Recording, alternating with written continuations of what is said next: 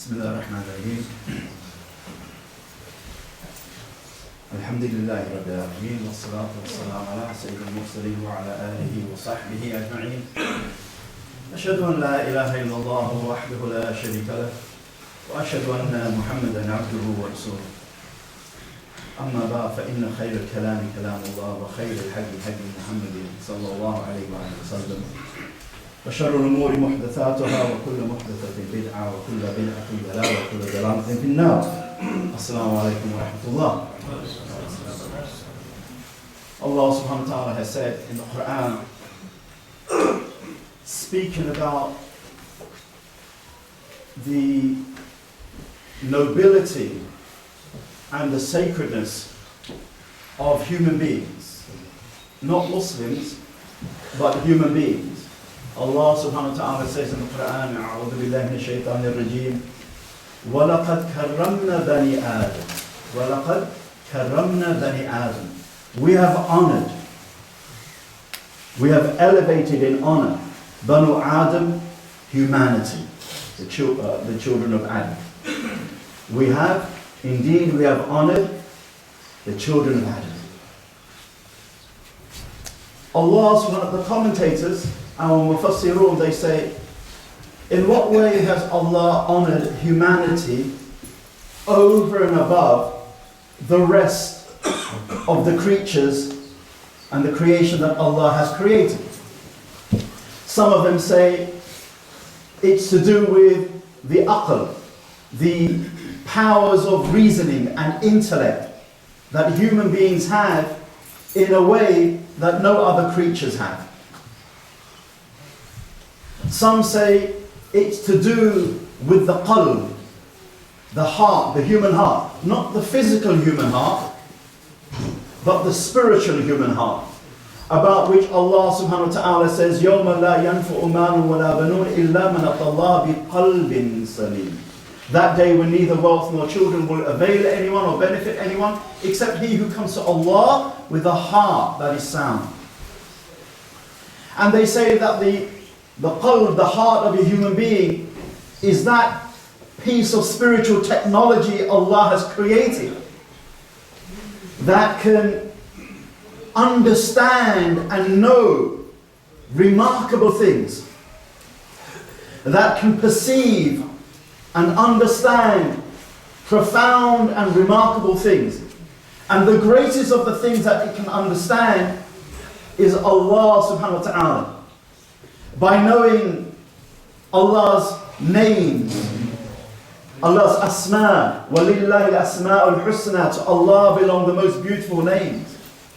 To know Allah subhanahu wa ta'ala's sifat, His qualities and His attributes. To begin to understand something of the wisdom of Allah's af'al, or Allah's acts, and how He acts in His creation, what He does for us and to us. And others have said other things of why the human being is such an ennobled creature. وَلَقَدْ كَرَّمْنَا بَنِي آدَمَ. And perhaps it could be said that there is no one reason, maybe it's all of these reasons plus more. Whatever the case be, Allah has said in the Quran, وَلَقَدْ كَرَّمْنَا بَنِي آدَمَ. The Quran addresses itself, makes a khitab, not just to Muslims, يَا أَيُّهَا الَّذِينَ آمَنُوا. Many verses in the Quran, they address only the Muslims, only the believers, the people of Iman. But there are other verses that address the whole of humanity, يَا أَيُّهَا النَّاسِ. So, in terms of us Muslims, we have a concern about Muslims. We have a concern about each other. We have a concern about those Muslims who we can't see directly because maybe they are living in a faraway country. We even have a concern about Muslims who lived before us and who have now passed away. Isn't that why the Quran will teach us many du'as, that we should make a du'a for believers, including those who have come before us? رَبَّنَا اغْفِرْ لَنَا وَلِإِخْوَانِنَا الَّذِينَ سَبَقُونَا بِالْإِيمَانِ وَلَا تَجْعَلْ فِي قُلُوبِنَا غِلًّا لِلَّذِينَ آمَنُوا رَبَّنَا إِنَّكَ رَءُوفٌ رَحِيمٌ. Oh Allah, forgive us and those of the Muslims who came before us in Iman. Forgive us and those of our brothers who came before us. And leave not in our heart any ghil, any ill feeling, any spite, any malice, any bad blood against those people. Against the Muslims who came before us. Let's have a heart that is salim, good towards them, making dua for them, asking Allah's forgiveness for them. And from the great ones amongst them, from the nubala amongst them, to look at their piety and their actions and what they have left us of wisdom and taqwa, and try to emulate that. And the imams of fiqh and hadith and tafsir and the scholars in general, to ask Allah's rahmah for them and acceptance, that He raises them even to a higher state than they already have in our hearts. But the point being is, the Quran emphasizes that we should have a relationship and a concern and a commitment to Muslim welfare. Wherever those Muslims may be, even if those Muslims have passed away.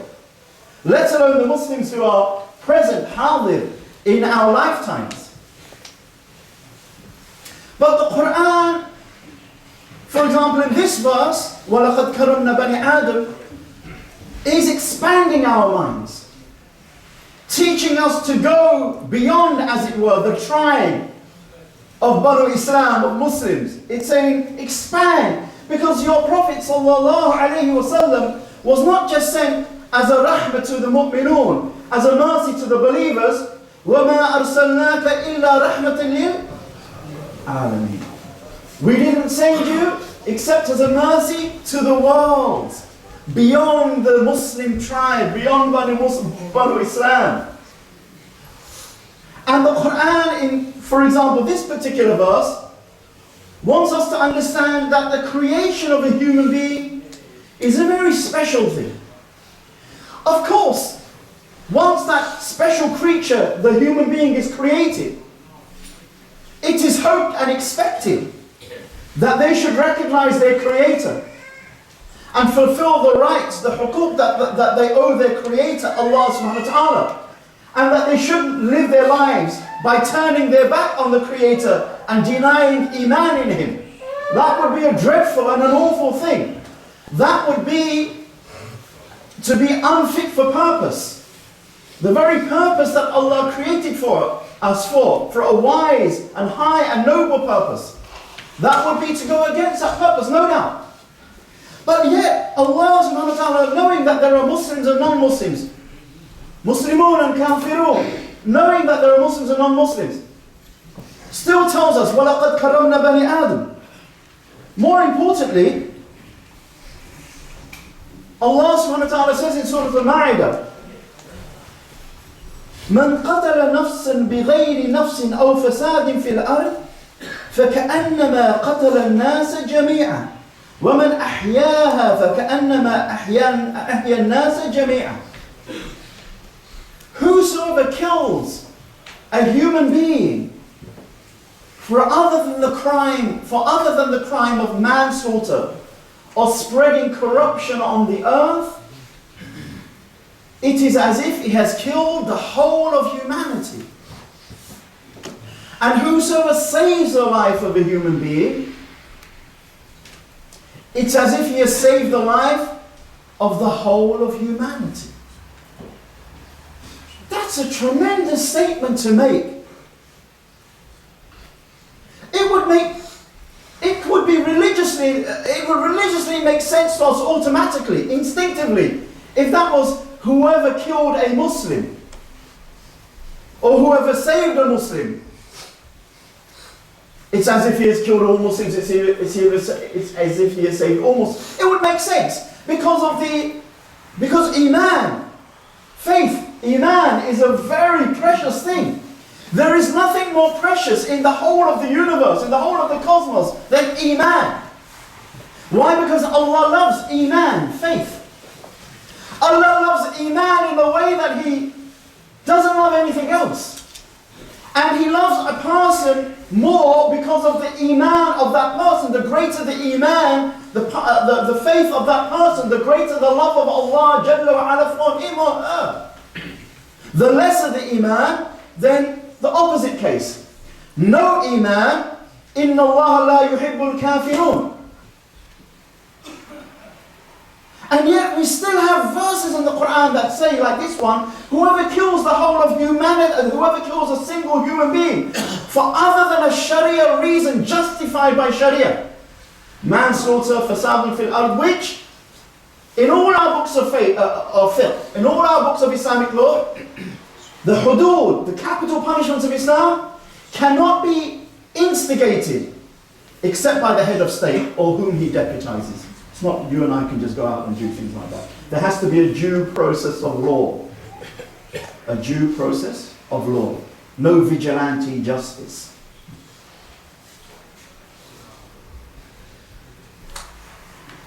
I remind myself and yourselves of this great quality that believers are meant to have. To think beyond the box, to think outside of their tribe, to think outside of the Muslims, to think towards not just the whole of human beings, not just the whole of humanity, but even to plants, animals, dogs, cats, fish, the oceans, the rivers, the earth itself. The Book of Allah, the Sunnah of the Prophet ﷺ tell us to have an adab, an etiquette, mannerisms, a form of respect towards the earth itself, towards animals. So you know, many of you will recall the hadith of Sahih Muslim or Sahih Bukhari, where one of the believers from before the times of the Prophet ﷺ, from an earlier religious community, she was a prostitute. And one day she felt thirsty. She went down a well, scooped water in her shoe and drank it and quenched her thirst. And then she kept, as she was looking around, there was a dog panting for thirst. And she thought, well, this dog was in the same state as I was. This dog was in the same state as I was. Let me go down the well and scoop some water for the dog. And the Prophet said, because of that act of this Muslimah from earlier times, from maybe the Qawmun Nuh or whomsoever, even though she was doing really other bad deeds, the Prophet said, and Allah forgave her sins. Why? Because she made khidmah, service, to a dog. She made service to a dog. Allah subhanahu wa ta'ala is not really making us focus on the dog. He wants us to focus in these words of the Prophet on khidmah. On khidmah, on service to someone or something that we consider quite often very insignificant. Because the idea of khidmah, a service, to alleviate the suffering of Allah's creation, even if it's a dog, it's something that shows the taqwa, the beauty, the piety, the iman, the nur, the light in the heart of that person. And who knows what Allah will do when the heart has this type of nur or light or illumination. Question. If down on Canhill Road, this main road here, leading up to Leytonstone High Road, if we heard that a Muslim on Canhill Road, living around this area, mugged an old lady and stole her money and beat her,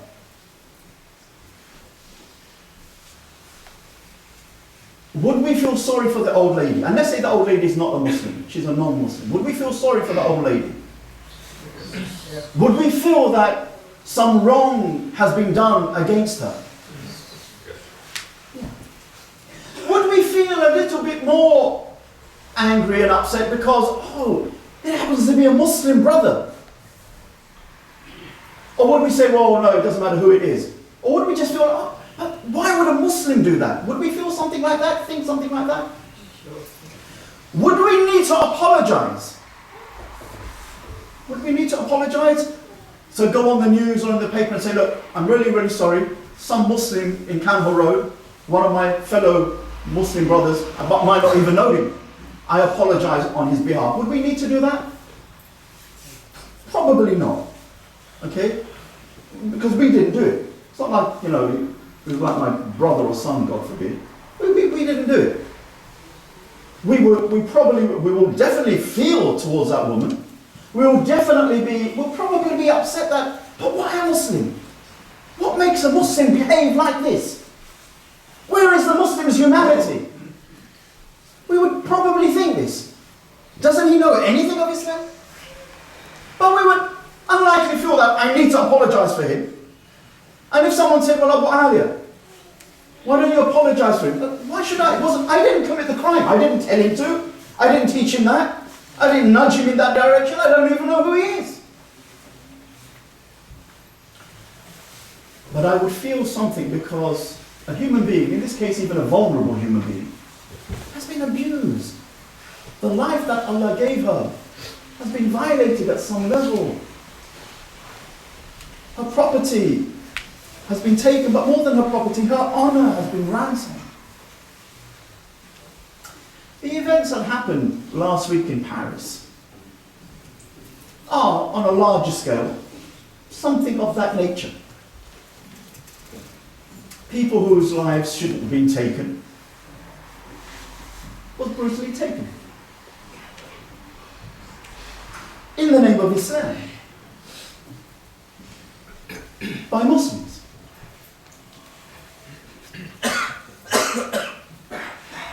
We feel that. It's difficult not to feel it because it's in the newspapers, it's on the TV, it's on the radio. We hear this more than we hear people dying in Central Africa, Sub-Saharan Africa, people dying in Bangladesh. I guarantee you more people died in Bangladesh this week or Sub-Saharan Africa this week, Muslim or non-Muslim, than died in Paris. The people in Sub-Saharan Africa, their lives are no cheaper, no lesser than the lives of Parisians. But the reason why we're more aware of Paris is because we're neighbours. And it's near, absolutely. And it's understandable that that which is near impresses upon our minds and our lives more, especially when you have a media to make sure that that happens. And so no doubt, Muslims, not because they're Parisians, not because they're non-Muslims, not because they're white, not because they're from the first world, not because, but simply because that they were human beings whose lives were ransacked and they were murdered, many of them in an atrocious way. And the aman, the security and safety that people should expect from living in any country has been violated.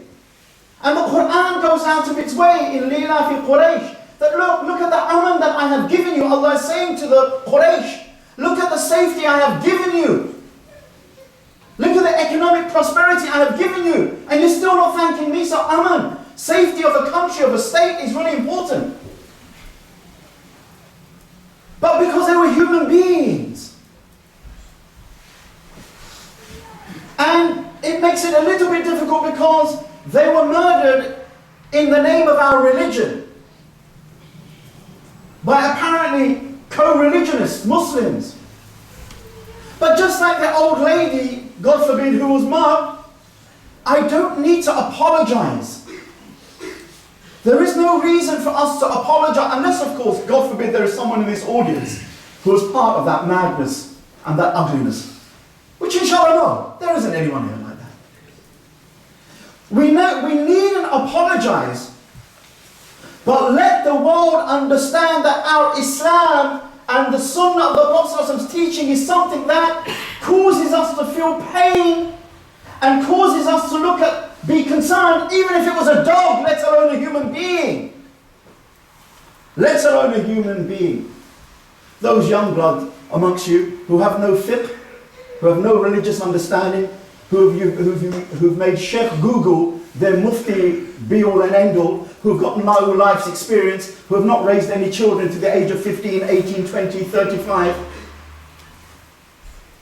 who know nothing but anger and think they're like an Umar radiallahu anhu. Umar radiallahu anhu's anger was not from his nafs, his ego. La hawla wa la quwwata illa billah. Umar radiallahu anhu's anger was not from his nafs. It was for Allah. That was his maqam, his station. Your anger and my anger, I guarantee it comes from the ugliness of our nafs. So don't let some young blood, right, some gangster Muslim come tell you, yeah, like Umar radiallahu anhu, Khalid, a'udhu billah, spit in your face. Butcher.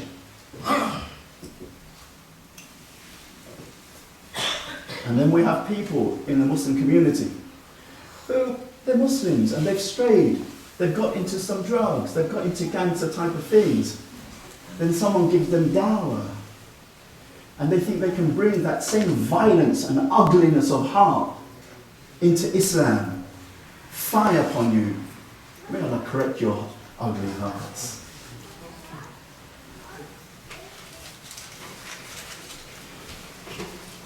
In the same time, Paris, the deaths in Paris, how many Syrian refugees suffered and struggled, how many Muslims around the world died due to France's foreign policy. But this is not the time for tit for tat. That happened there, they did this there. No. We have an ethical standard. If we want to go tit for tat, leave Islam, leave the Sunnah, put it aside. Just say, look, here is my ego, here is your ego, we'll go tit for tat. But if we want to be living to some standard of what the Quran teaches, idfa billati hiya ahsan, repel evil with that which is better. Looking at the Prophet ﷺ and seeing that, let's try to not get into a state of tanfir to make people flee from Islam. Because they're not just fleeing from my culture. Islam is not a culture. I came from such and such a place, my parents come from southern India, my parents come from Nigeria, my parents come from Egypt, my parents come from Saudi Arabia, and this is our culture, it's called Islam. Islam is not a culture. Invitation to Islam is not an invitation to a culture. Invitation to Islam is not an invitation to a civilization per se. Invitation to Islam is not an invitation to anything other than Allah. Allah, the creator of the whole of creation. And Allah's Jalaliyah, His majesticness, is such that we have no right to make people flee from Him. We have a duty to smooth the path for people to understand who He is and draw close to Him through worship, ibadah, iman, taqwa, amal salih. But you and I know that these acts being carried out, and I'm not even going to go into a fiqh thing, we've done a fiqh discussion on this many a time in this very masjid, but just from tanfir, causing people to flee. How is it that the Quran says, if, referring to the Prophet ﷺ, addressing the Prophet ﷺ, Allah says, if you were harsh and hard-hearted, they would have run away from you. But by Allah's mercy, you were gentle and good. Allah wants Muslims to be people are attracted to Allah due to the nur, the piety, the light, the goodness, the beauty of a Muslim. The Muslim should, at least we should try to reflect something of the beauty of the Prophet ﷺ's life, teachings and sunnah and seerah.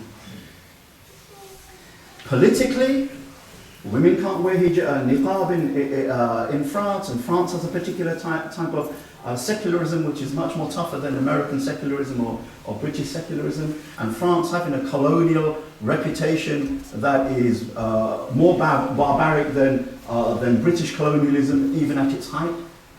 Those things are known by those who know them, but that is not an excuse to not feel the suffering of those who suffered, and that is not an excuse to be tit for tat and violate the Deen's commands and teachings. So we needn't apologize because we didn't do anything. And we don't have to apologize for the wrongs of our brother or brothers. And the Parisian lives that were taken, are not necessarily greater and more worthy than non-Parisian lives that have been taken even as we speak. And Iman is not the same as kufr. And Iman is not the same as kufr. Allah loves Iman. Inna Allah la yuhibbul kafir.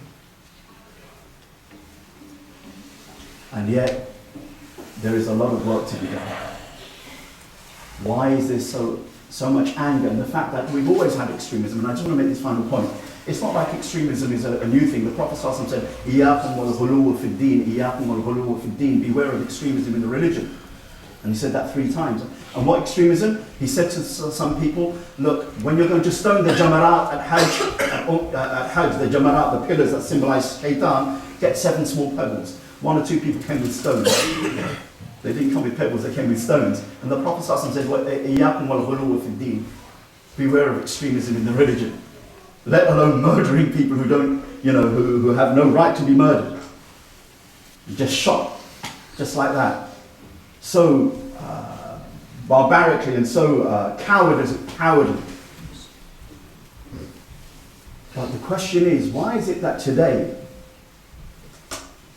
the extremist circle is much larger than it was before? We've always had Khawarij, we've always had extremists of various levels in Islamic history, but they've always been very fringe, few of them. But today, actually, there seems to be many more. Not necessarily those who will commit such atrocities of murder, but those who are quite happy to violate the Sharia and the Sunnah and the Seerah and say that they're doing it for the sake of Islam and Allah, which is an absolute lie. It's difficult to do something for Allah if we don't follow Allah's law. And Allah's law is learnt. We don't guess at it. From elders, beware how we speak about foreign policy when we're watching the news and we're cursing and we're feeling and whatever. And our young kids they're learning this kind of thing, because many of us elders, when we curse and when we fret over some foreign policy, most of the time we don't do justice. There is no ilm involved, knowledge involved. There is no other insaf involved. It's just egos. Because when we see the same happening somewhere else, we don't react the same way. One rule over here for what I like and dislike, and another rule somewhere else. And the kids learn it, for example. Well, they don't just learn it from us. There's a lot of places people learn it from. All I'm saying is, we need to bring not passiveness back into Islam. Islam is not pacifism. We're not pacifists. We should be peaceful, but we're not pacifists. And we're not people who are blind to the injustices that go on against the Ummah. We're not blind to the double standards of some of the foreign policy of some of our governments. But we should also not be blind, my brothers, elders and sisters, to the fact that there is tanfeed going on. People are running away from Islam. They're not interested in Tawheed and Iman. They think Islam is barbaric. And if they think Islam is barbaric, they will think that Allah of Islam, to use a loose phrase, is exactly like that. And Allah Jalla wa Ala, His holy name, has no right to be trampled upon. Which is why Allah subhanahu wa ta'ala says in the Quran, and let me end with this, which is why He says, do not curse the idols of the idolaters, of the mushrikun, lest in return they curse Allah back. The very epicenter of shirk, idols, who in themselves they deserve to be cursed. Allah says, don't do that, because the consequence, if likely, the likely consequence is, well, you curse their God, they will curse yours. Allah's name is too holy, subhanahu wa ta'ala. Allah's name, Jalla wa Ala, is too holy, too pure, to allow anyone, even a non-Muslim, in his or her ignorance, to curse the name of Allah Jalla wa Ala. And we should not be part We should not help anyone to think bad of Allah, curse Allah, or have negativity about Allah. If we do, subhanallah, we are surely in cosmic trouble. We ask Allah subhanahu wa ta'ala for tawfiq, that He give us courage, wisdom and balance in our lives. We ask Allah subhanahu wa ta'ala that He make us pious, dutiful Muslims. We ask Allah that He don't make us armchair critics. If we're going to help people, let's help them properly. For example, food banks. The country still needs food banks. There are a lot of poor people out there, really, really poor. Sometimes they're refugees, sometimes they're not. This masjid collects food for food banks, and every Saturday it delivers it to those who need it. This mosque, come Thursday, Friday, I hope Brother Shafi doesn't mind, but it should be full to the ceiling with dry food, tinned food that can be delivered out. Allah has blessed many of us with a decent standard of living and strong family. Make khidmah to humanity. Let's not talk about it. Let's do it. Allah loves the doers. Allah is less interested in speech. That way Allah will purify our hearts. He may make us worthy of His forgiveness. He may make us, raise us up with His Prophet ﷺ and with the Siddiqun, the Awliya, the Sahaba radiyallahu anhum ajma'in. That's our goal, to be in the hadra of Allah and in the presence of the righteous. Wa akhir da'wana and alhamdulillah.